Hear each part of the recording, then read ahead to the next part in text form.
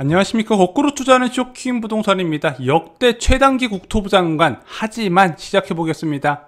자, 청와대에서 임기 1년을 앞두고 개각을 단행했어요. 지금 국정 지지도가 굉장히 추락을 하고 있으니까 뭔가 인적 쇄신을 통해서 반전을 노리고자 하는 것 같습니다. 자, 국무총리뿐만 아니라 5개 부처의 장관도 교체가 예정되어 있었는데 여기에 국토부 장관도 포함이 되어 있어요. 그리고 LH 투기 의혹 사태의 책임을 지고 변창흠 국토부 장관이 교체가 됐습니다. 참여연대 민변이 제기한 LH 투기 의혹 사태 3월 7일 날 이제 고발이 시작이 됐고요. 그 이후에 현재 한 746명의 투기 의혹이 지금 수사가 진행이 되고 있습니다. 자, 이 LH 사태 투기 의혹은요, 현재 공무원 그리고 지자체나 국가 입법기관의 의원들까지 확대된 상황입니다. 자, LH 사장 재임 시절의 관리부실 책임론가 이번 투기 의혹에 대해서 사태 파악을 제대로 못하며 구설수에 올랐습니다. 자, 어떤 식으로 두둔했냐? 개발 안 된 걸로 알고 샀는데 갑자기 신도시 지정했다 이러면서 두둔을 한 거예요. 자, 이 사람이 왜 두둔을 했을까?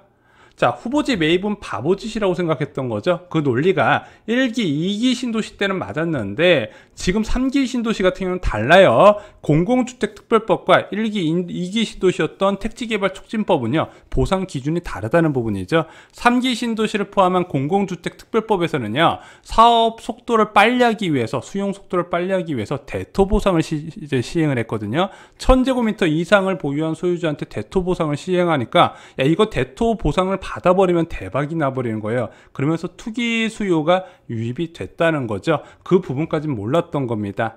자, 어찌됐든 변창흠 국토부 장관은요, 그전 김영미 국토부 전 장관과 많이 달랐습니다. 자, 장관으로 지명되는 사람들의 분류 보면요, 보통 이제 교수 출신, 학계 출신이거나 관료나 정치인들이 많이 있었죠. 자, 이 사람은 교수 출신임에도 불구하고 LH나 SH 사장으로 있으면서 좀 어느 정도 실무 경험이 풍부했던 사람입니다. 자, 그래서 이 사람은 어떤 식으로 주택 가격을 안정시키려고 했냐? 도심 지역과 신도시의 대규모 분양 물량 확대로 집값을 안정시키려고 했습니다. 자, 그래서 이 사람은요, 제가 좀 좋게 평가했던 이유가 시장이 원하는 것을 알아요. 사람들이 어떤 주택을 원하는지 잘 캐치를 했다는 부분이죠. 이게 그 전에 김영미 국토부 장관에 좀 부족했던 부분이에요. 자, 그래서 이 사람은 취임 초부터 강조를 했습니다. 집 공급이 충분히 할 수 있다는 것을 신호가 생겨야 시장에서 신뢰가 생기고 패닉 바잉을 막을 수 있을 것이다, 이렇게 주장을 했고 실제 성공으로 이끌었습니다. 자, 그동안 문재인 정부의 공급 확대 방안의 문제점을 3개월 만에 해소했어요. 자, 그동안에 김영미 국토부 장관 시절에도 지속적으로 신규 택지를 지정을 하면서 40만원 넘게 공급 계획을 밝혔었죠. 문제는 수도권 전역의 인구 분산 효과가 있는 대규모 신규 택지가 부족을 했다는 겁니다. 자, 66만 제곱미터 초과되어야 전 수도권에서 지원이 가능하거든요. 그리고 실제적으로 상징성이 있는 신도시 같은 규모는 17만원 밖에 안 됐던 거예요. 절반 이하는 다 중소규모 택지인데, 자, 물론 중소규모 택지라도 아파트 지어놓으면 공급 효과는 있겠지만은 그 지역, 만약에 성남의 짜투리 토지를 이용하면 성남 지역의 전세값, 매매 가격만 안정시키지 수도권 전역에서 주택 가격 안정 효과는 부족하다는 거죠.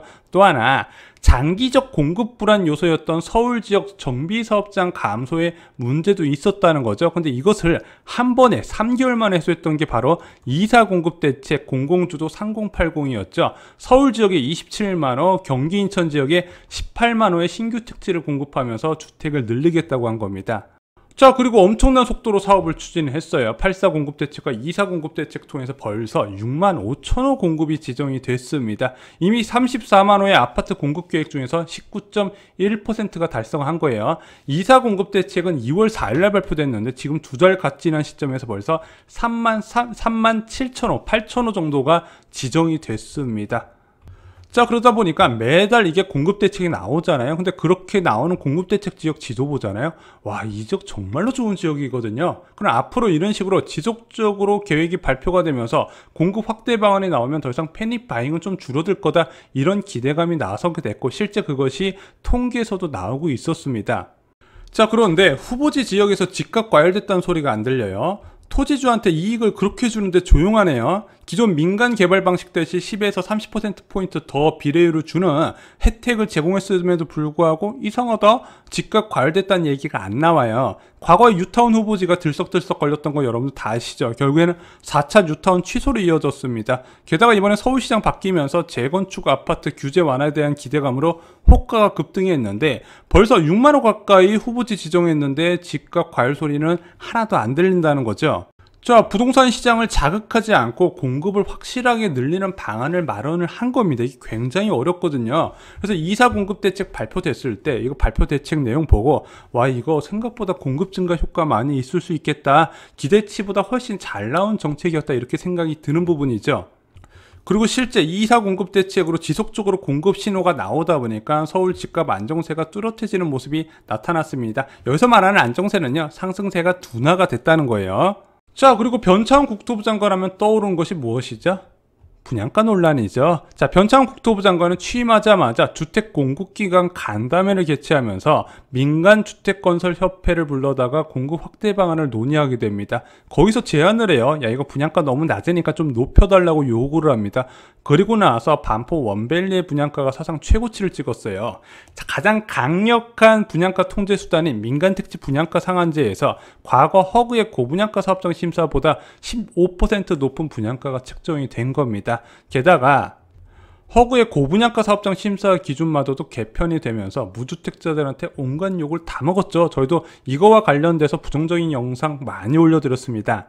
자, 취임 초기에 분양가를 손본 이유는 간단합니다. 주변 시세 60에서 70% 수준에서 분양가를 묶고요, 시행사 요구를 일부 수용해서 공급 증가 효과를 노리자는 거죠. 왜냐면 강남 지역에 위치한 주요 재건축 단지들이 분양을 다 밀어버려요. 다 밀어버리고 언젠간 정권이 바뀌거나 부동산 분양가 정책이 바뀌게 되면 그때 분양하는 게 지금 이자 비용 미리 내는 것보다 훨씬 이득이다, 이렇게 판단하다 보니까 요즘 서울 쪽에 분양이 너무 없죠. 자, 그래서 일부 수용을 해주면은 분양이 늘어날 것이다. 그러면은 지금 이 과도한 분양 경쟁률도 낮아질 것이고 그에 따라 자연스럽게 더 낮은 분양가 측정이 가능할 것이다, 이런 효과를 기대했던 것 같습니다. 하지만 이 부분은 낮은 분양가를 측정해야 집값이 잡힌다고 주장하는 많은 시민단체나 무주택자의 반발을 불렀어요. 게다가 이 허그의 고분양가 사업장 심사 기준 개편안이 좀 언론을 통해서 잘못 알려지게 되면서 무주택자들도 변창훈 국토부 장관을 지지를 철회하기 시작을 했죠.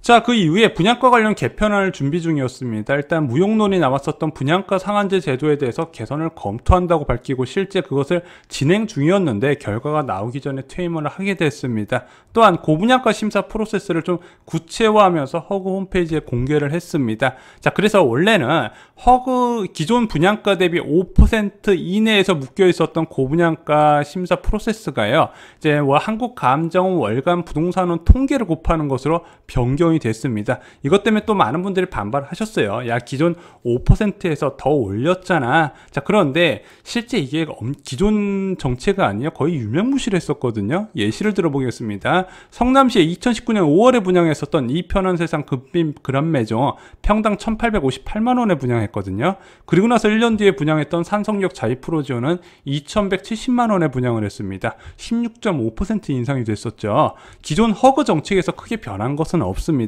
주변 시세를 어느 정도 감안했던 것을 실제 투명하게 수치화한 것이다, 이렇게 보시면 될 것 같아요. 어찌됐든 109일 만에 퇴임하는 변창훈 국토부 장관, 열심히 하려는 의지가 보였고 정책을 잘 만드는 부동산 전문가였는데 개인적으로 아쉽게 생각합니다. 실제 이 사람이 만들었던 정책의 효과도 나타나고 있었는데, 자, 이렇게 바꾸는 게 맞냐, 내심 안 바꾸길 기대했었는데 바꾸게 되니까 좀 아쉽네요. 다음 주에 새로운 국토부 장관 후보자의 영상을 올려드리겠습니다. 자, 현재 추진 중인 2사 공급 대책은 어떻게 될까요? 자, 지금 2사 공급 대책 중에서 3만 8천호 정도 지정이 됐거든요. 27만호 중에서 아직도 갈 길이 멀죠. 23만호 정도가 추가로 나와야 되는데 바뀐 국토부 장관이 잘 추진할 수 있을까? 개인적으로 그냥 변창훈 국토부 장관이 했으면 좋겠는데, 일단은 새로운 국토부 장관은요, 이 부분을 승계해서 잘 지정을 할 거라고 생각합니다. 이미 이제 실무진들이 어느 정도 후보지에서 어떤 식으로 공급할 건지 계획은 다 잡혀 있을 거라고 생각합니다. 그래서 서울 지역의 공급이 늘어나는 부분은 크게 문제가 없을 것 같고요. 또한 4월 달에 발표하기로 했던 신규 택지 공개도 차질 없이 진행이 될 것 같습니다. 한 가지 변수가 있다면 이제 서울시장과의 이제 관계적인 부분, 그리고 앞으로 공급할 때 서울시의 어느 부분까지 양보해 주면서 서로 민간과 공공의 조화를 이루게 될 것인가, 그 부분은 이제 새로운 국토부 장관이 진행을 해야 된다는 부분이죠.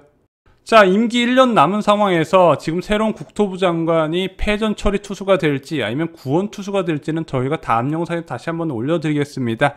좋아요, 구독 꼭 부탁드리고요. 공유는 한 사람의 인생을 바꿉니다. 감사합니다.